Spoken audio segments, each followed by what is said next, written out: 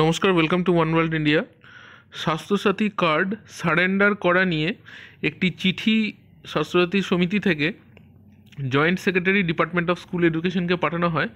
আজকে আমরা এই চিঠিটা নিয়ে একটু আলোচনা করব এবং স্বাস্থ্যসাথী কার্ড সারেন্ডার করার পদ্ধতি নিয়ে বেশ কিছু ইনফরমেশন আমরা জোগাড় করেছি, সেটা আপনাদের সামনে তুলে ধরব।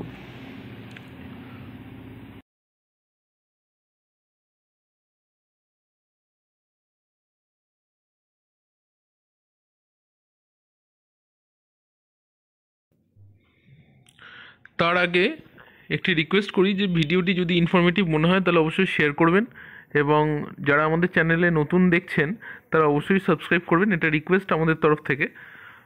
তাহলে শুরু করা যাক। তার আগে একটুখানি বলে নিই যে পশ্চিমবঙ্গে বিভিন্ন স্কুলে বিভিন্ন শিক্ষক শিক্ষাকর্মী তাদের এই কার্ড আছে বাড়িতে, বা তারা এই প্রকল্পের আন্ডারে আছে এবং এই প্রকল্পের আন্ডারে থাকা মানে বা স্বাস্থ্যসাথী কার্ড তাদের থাকা মানে তাদেরকে মূল বেতন থেকে বা মাসিক যে বেতন সেই বেতন থেকে 500 টাকা যে মেডিকেল অ্যালাউন্স আছে সেটা তাদেরকে বাদ দিয়ে দিতে হয়, বা তারা সেই 500 টাকাটা পান না। তো এইখানে এই চিঠিটি যেটা আমরা দেখতে পাচ্ছি, দেখুন স্বাস্থ্যসাথী সমিতি থেকে 5/10/2020 এই চিঠিটা বা এই অর্ডারটা বেরোয়, যেখানে লেখা আছে দেখুন, to the joint secretary department of school education. আচ্ছা, সাবজেক্ট হচ্ছে clarification regarding surrender of Swasthya Sathi card. Sir, in pursuance of annual general meeting of Swasthya Samiti held on 29th June 2020, the following resolution was taken on surrender of Swasthya card in respect of teaching or non-teaching staff working under School Education Department, Government of West Bengal. তাহলে স্বাস্থ্যসাথী সমিতির 29শে June 2020-তে একটি AGM হয়।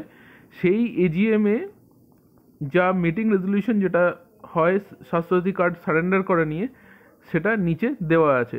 এবং কাদের জন্য এটা, সেটা হচ্ছে school শিক্ষক বা শিক্ষাকর্মী যারা স্কুল এডুকেশন ডিপার্টমেন্ট পশ্চিমবঙ্গ সরকারের আওতায় আছেন তাদের জন্য mainly.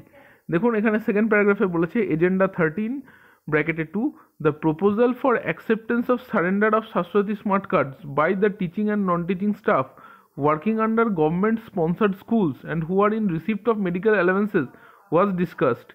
It is resolved that if the beneficiary takes any benefit under the scheme in policy period, such surrender should not be permitted, and if the beneficiary does not take any benefit and applies for withdrawal, the surrender will take effect at the end of the policy year. You are requested to communicate the same to all district level officers for compliance. তাহলে এখানে ব্যাপারটা যেটা বলছে, কোনো teaching বা নন teaching staff যদি স্বাস্থ্যসাথী কার্ডের আন্ডারে কোনো বেনিফিট বা পরিষেবা পেয়ে থাকেন তাহলে কিন্তু তিনি এই কার্ডটি সারেন্ডার করতে পারবেন না। কিন্তু তিনি যদি কোনো রকম বেনিফিট না পেয়ে থাকেন তার এন্টায়ার পলিসি পিরিয়ডে বা পলিসির যে সময়কাল, সেই সময়কালে তিনি যদি কোনো রকম ক্লেম যদি না পেয়ে থাকেন তাহলে সেই ক্ষেত্রে তিনি সারেন্ডারের জন্য অ্যাপ্লাই করতে পারেন। এবং এই ক্ষেত্রে সারেন্ডারটা হবে পলিসির যে বছর শেষ হচ্ছে সেই বছরের শেষে। একটা উদাহরণ দিয়ে বলি, সাপোজ আপনার পলিসিটি ভ্যালিড হচ্ছে 1 জানুয়ারি 2021 থেকে 31শে ডিসেম্বর 2021 পর্যন্ত। আপনি এই বছরে কোনো রকম ক্লেম নেননি, তাহলে সেই ক্ষেত্রে আপনি যদি আগস্ট মাসে যদি আপনি অ্যাপ্লাই করেন সারেন্ডার করার জন্য, তাহলে কিন্তু আপনার 31শে ডিসেম্বরই এই পলিসিটি সারেন্ডার হবে।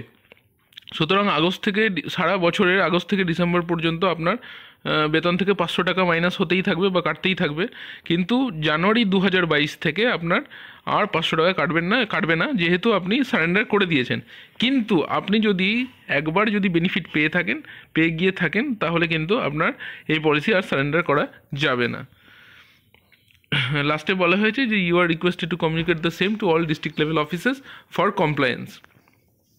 নিচে দেখুন, joint secretary and additional state nodal officer Swasthya Sathi health and family welfare department, government of West বেঙ্গলের স্বাক্ষর করা। এবং দেখুন এই অর্ডারটা রেফারেন্স করে office of the district inspector of schools primary education Paschim Medinipur থেকে একটি চিঠি সমস্ত এসআই স্যারদের পাঠানো হয়েছে। স্ক্রিনে দেখতে পাচ্ছেন মেমো নম্বর 45P, ডেট হচ্ছে 17/1/2022, অর্থাৎ আজকেই। আচ্ছা, সাবজেক্ট হচ্ছে regarding withdrawal from Swasthya Sathi scheme. Reference memo number, আগের যে চিঠিটা আমরা দেখালাম সেই চিঠির মেমো নাম্বারটা এখানে দেওয়া আছে, ডেট 5/10/2020। আচ্ছা, এখানে যেটা বলা হয়েছে যে in continuation of the memo number under reference they are hereby requested to submit the names of the teachers under Swasthya Sathi who opt to surrender from the scheme in the attached format in MS Excel, both in hard and soft copies, along with of their applications in the first week of February. অর্থাৎ ফেব্রুয়ারির প্রথম সপ্তাহের মধ্যে সমস্ত শিক্ষক বা শিক্ষাকর্মী পশ্চিম মেদিনীপুরের শিক্ষক বা শিক্ষাকর্মীদের এই প্রোফর্মা, নিচে যে প্রোফর্মাটা দেওয়া হয়েছে এটার এক্সেল ফরম্যাটে নির্দিষ্ট অফিসে পাঠাতে হবে এবং এছাড়াও হার্ড কপি পাঠাতে হবে।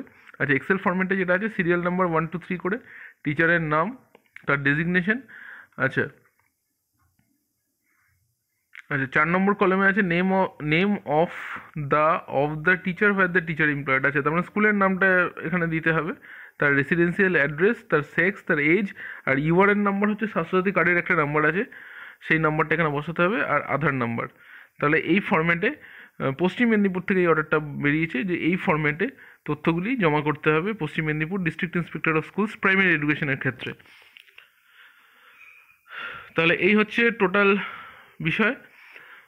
স্বাস্থ্যসাথী কার্ড সারেন্ডার করার যে দুটো নিয়ম যেটা বলা হয়েছে, যে মেডিক্লেম পুরোটাই মেডিক্লেমের মতনই, যে আপনি যদি কোনো ক্লেম নিয়ে থাকেন তাহলে আপনি ওটা সারেন্ডার করতে পারবেন না সেই বছর, আর যদি মেডিক্লেম বা যদি ক্লেম যদি না নিয়ে থাকেন তাহলে আপনি সারেন্ডারের জন্য অ্যাপ্লাই করবেন ঠিকই, কিন্তু আপনার পলিসিটি সারেন্ডার হবে যেদিন পলিসিটা শেষ হচ্ছে সেই দিন। সুতরাং সেই সারা বছরের জন্য আপনার বেতন থেকে মেডিকেল অ্যালাউন্স 500 টাকা বাদ চলে যাবে বা বাদ যেতে থাকবেন। তাহলে এই হচ্ছে আজকের মূল ভিডিও বা মূল বিষয়বস্তু। দেখবার জন্য অসংখ্য ধন্যবাদ।